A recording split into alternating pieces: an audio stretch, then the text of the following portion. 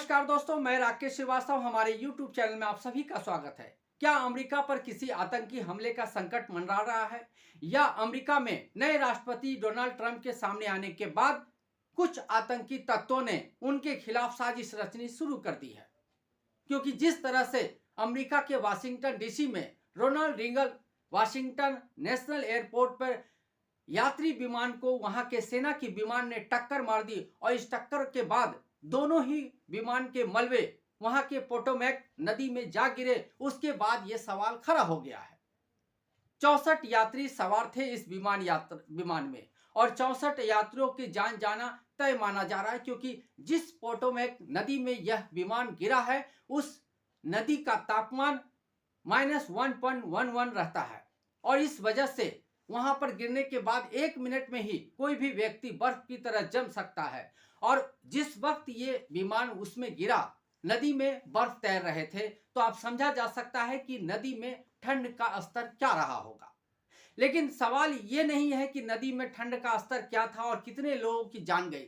सवाल ये था कि वाशिंगटन डीसी और खास करके अमेरिका में जिस तरह की सुरक्षा व्यवस्था रहती है और जिस तरह की विमान सेवा सर्वोच्च किस्म की रहती है, वहां इस तरह का हादसा होना जरूर सवाल खड़े करता है। क्या यह हादसा महज हादसा था या फिर इसके पीछे कोई बड़ी साजिश थी? क्योंकि वाशिंगटन डीसी की जिस क्षेत्र में ये विमान हादसा हुआ है वो काफी सिक्योरिटी वाला माना जाता है और विमान जो है वो लैंड कर रहा था और विमान के लाइट्स जले हुए थे, सिग्नल सब कुछ सही थे, आसमान साफ था। उसके बावजूद वहां के सेना के हेलीकॉप्टर ब्लैक हॉल ने विमान को टक्कर मार दी। तो क्या ये टक्कर जानबूझकर मारी गई या सिर्फ एक चूक थी? ऐसे में चूक मानना मुश्किल हो सकता है, क्योंकि अमेरिकी सेना को और वहां के फाइटर विमानों को काफी तेज तर्रार माना जाता है। दुनिया भर के लोग उसका लोहा मानते हैं। ऐसे में एक विमान द्वारा, एक हेलीकॉप्टर द्वारा एक विमान को टक्कर मारना और उसके बाद वहां के लोग 64 लोगों की मौत हो जाना, इसे सामान्य नहीं माना जा सकता है। इस पर वहां के राष्ट्रपति खुद डोनाल्ड ट्रंप ने भी सवाल खड़े किए हैं।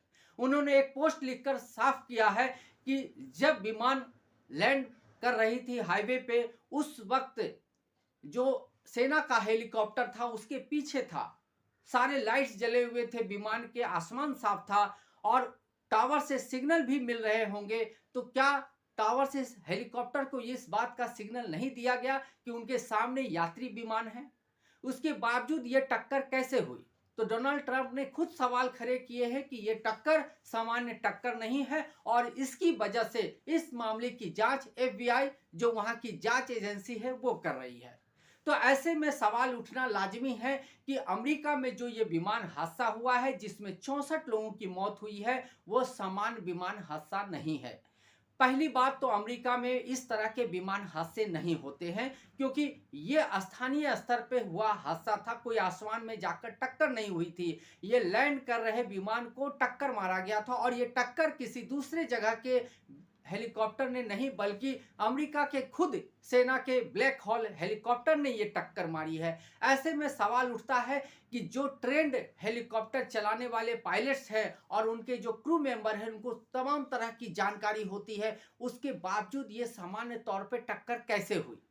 क्या इस टक्कर के पीछे सिर्फ चूक थी या इसके पीछे किसी बड़ी साजिश को अंजाम देने का एक प्रैक्टिस मात्र था? प्रैक्टिस इसलिए कहा जा सकता है क्योंकि जिस ब्लैक हॉल हेलीकॉप्टर द्वारा इस विमान को टक्कर मारी गई है, उस विमान में सिर्फ 64 यात्री सवार थे। यानी ये छोटा विमान था, एक छोटे किस्म का विमान था जो स्थानीय स्तर पर चलता है। इसलिए संभव है कि ये ट्रायल के तौर पे देखा जा रहा हो कि क्या इस परिसर में या इस सिक्योरिटी वाले क्षेत्र में इस तरह का अटैक किया जा सकता है क्या, और इस अटैक के वजह से जिन 64 यात्रियों की मौत हो गई है उनके शवों को ढूंढने का काम जारी है। जब तक की खबर आई है तब तक 25 से अधिक शव मिल चुके थे और बाकी जो बचे लोग हैं उनके भी शव आने वाले कुछ घंटों में मिल जाएंगे, लेकिन ये तय माना जा रहा है कि इसमें से किसी की भी जान नहीं बची होगी। एक तो विमान हादसा और दूसरा जो पोटोमैक नदी है उसका जो तापमान है वो हमेशा ठंड रहता है, और जिस तरह से वहां पर बर्फ के टुकड़े बह रहे थे उसके बाद ये तय माना जा रहा है कि जो भी लोग इस नदी में गिरे हैं उनका बचना नामुमकिन है। लेकिन अमेरिका में ये हादसा क्या सामान्य हादसा है, या अमेरिकी राष्ट्रपति डोनाल्ड ट्रंप के दूसरे कार्यकाल में आने के बाद उनके खिलाफ किसी बड़ी साजिश को अंजाम देने की साजिश रची जा रही है? यह सवाल इसलिए उठना लाजमी है क्योंकि खुद डोनाल्ड ट्रंप ने इसे सामान्य हादसा नहीं बताया है, और उन्होंने इस हादसे के जो समय है या इस हादसे का जो पूरा ब्यौरा है उस पर ही सवाल खड़े किए हैं। उनका मानना है कि आधुनिक तकनीक होने की वजह से हेलीकॉप्टर को सिग्नल मिल रहे होंगे, उन्हें जानकारी मिल रही होगी कि उनके सामने कौन सा विमान जा रहा है, और इस जानकारी के बावजूद अगर हेलीकॉप्टर पीछे से विमान को टक्कर मार रहा है और वो भी बेहद ही कम दूरी कम हाइट पे होने के बावजूद ये टक्कर मारी गई है, तो ऐसे में सवाल उठता है कि क्या जानबूझकर ये टक्कर मारी गई है? क्योंकि डोनाल्ड ट्रंप ने एक बात की तरफ इशारा किया है, उसकी तरफ आपको भी जानकारी देना जरूरी है।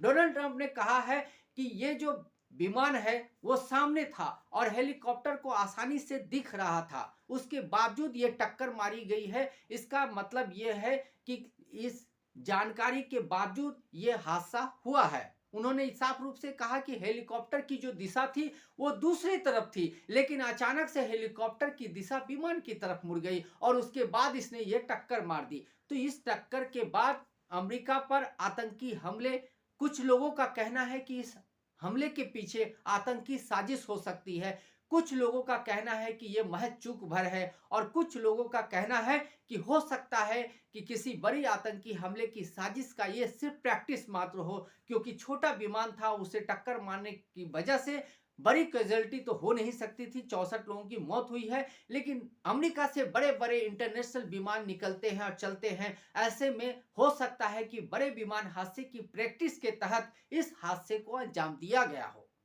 फिलहाल एफबीआई इस मामले की जांच कर रही है, और जांच के बाद ही आगे साफ होगा कि यह हादसा महज एक चूक थी या इसके पीछे कोई साजिश थी। लेकिन आपको जानना जरूरी होगा कि अमेरिका में जब से नए राष्ट्रपति बने हैं, जनवरी 20 जनवरी को उन्होंने शपथ लिया था, उसके बाद से ही अमेरिका के जो राष्ट्रपति है डोनाल्ड ट्रंप, बस वर्ल्ड भर के जो नेता हैं उनके आंख की किरकिरी बने हुए हैं। पहले तो उन्होंने अपने वीजा नीति को सख्त कर दिया है, दूसरी तरफ उन्होंने अप्रवासी जो भारतीय हैं या दूसरे देशों के जो लोग रह रहे हैं उनके रहने को लेकर भी बड़ी सख्त कदम उठाए हैं। खास करके वहां पहले से जो बच्चे जन्म लेते थे उन्हें स्वतः ही वहां की नागरिकता मिल जाती थी, लेकिन अब डोनाल्ड ट्रंप ने जो नियम बना दिया है उसके तहत 20 फरवरी के बाद ऐसे किसी भी बच्चे को वहां की नागरिकता नहीं मिलेगी कि सिर्फ उन्होंने अमेरिका में जन्म लिया है। इसके अलावा भी जो ग्रीन कार्ड का मामला है, जो वहां पर अस्थायी रूप से रहने का एक कार्ड है, उसको लेकर भी समस्या पैदा हो रही है। तो ये तमाम जो मामले हैं उसे लेकर वर्ल्ड भर के जो लोग हैं वो अमेरिका से चिढ़े हुए हैं। इसी बीच अमेरिका ने बांग्लादेश को जो पैसे फंडिंग की जाती है, जो मदद की जाती है, उस फंडिंग को भी उन्होंने रोक दिया है। अमेरिका पिछले इस फंडिंग को रोककर 90 दिनों के लिए बांग्लादेश पे पूरी तरह से बैन लगा दिया है। इससे निश्चित रूप से बांग्लादेश को आर्थिक रूप से तंगी का सामना करना पड़ेगा।